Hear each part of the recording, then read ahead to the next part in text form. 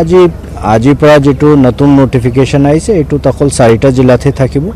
চৰাইদেউ শিৱসাগৰ ডিব্ৰুগড় তিনচুকীয়া সকলোতকৈ গুৰুত্বপূৰ্ণ পদক্ষেপটো হ'ল বাহিনীত খালী হৈ থকা বিভিন্ন পদত নিযুক্তিৰ ব্যৱস্থা কৰা বৰ্তমানৰ চৰকাৰখনত এতিয়ালৈকে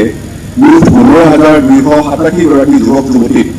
আৰক্ষীৰ বিভিন্ন পদত নিযুক্তি দিয়া হৈছে প্ৰশাসনিক সংস্কাৰৰ অংশ হিচাপে বিভিন্ন বেটেলিয়নৰ নতুনকৈ নামকৰণ কৰা হৈছে এক নিৰ্দিষ্ট সময়ৰ ভিতৰত আৰক্ষীৰ জোৱান বিষয়াসকলৰ পদোন্নতিৰ ব্যৱস্থা কৰা হৈছে আৰক্ষীৰ প্ৰতিগৰাকী লোকে যাতে নিয়মানুৱৰ্তিতা সততা কৰ্মদক্ষতা বজাই ৰাখি কাম কৰে সেয়া নিশ্চিত কৰাৰ বাবে প্ৰয়োজনীয় ব্যৱস্থা গ্ৰহণ কৰা হৈছে অসম আৰক্ষী মুখ্য কাৰ্যালয়ে বাহিনীটোক অধিক কৰ্মদক্ষ তথা শক্তিশালী কৰাৰ বাবে গ্ৰহণ কৰা এনেধৰণৰ সময়োপযোগী পদক্ষেপেৰে নিঃসন্দেহে বাহিনীটোৱে নিজৰ লক্ষ্যত অধিক দ্ৰুত আৰু গৌৰৱে আগবাঢ়ি যাব বুলি আমাৰ লগতে অসমবাসী ৰাইজৰ দৃঢ় বিশ্বাস জয় দুৱাৰী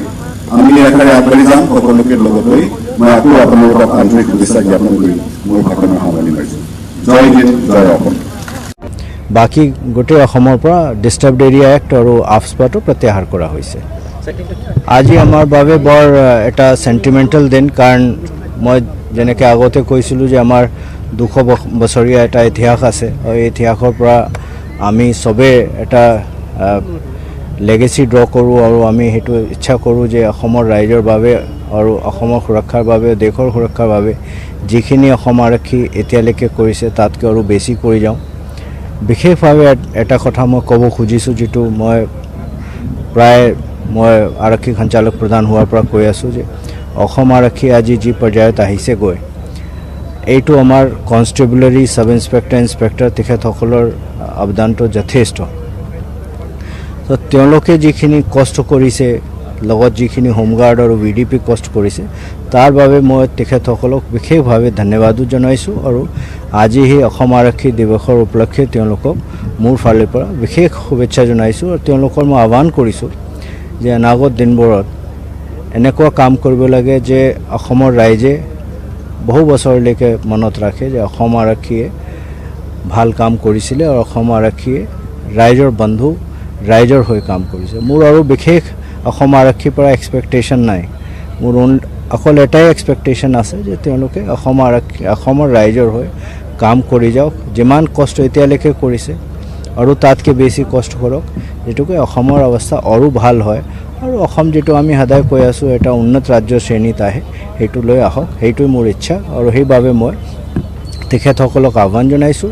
আৰু অসমৰ ৰাইজক মই এটা নিবেদন কৰিছোঁ যে আমাৰ য'ত ভুল ভ্ৰান্তি হৈছে এইটো আমি নিশ্চয় শুধৰাম এইটো মোৰ মনত ডাউট নাই আৰু আমাৰ পুলিচৰ মনতো নাই দুই এটা বেয়া এলিমেণ্টছ থাকিব পাৰে কিন্তু সেই দুই এটা বেয়া এলিমেণ্টছৰ কাৰণে প্ৰায় 70,000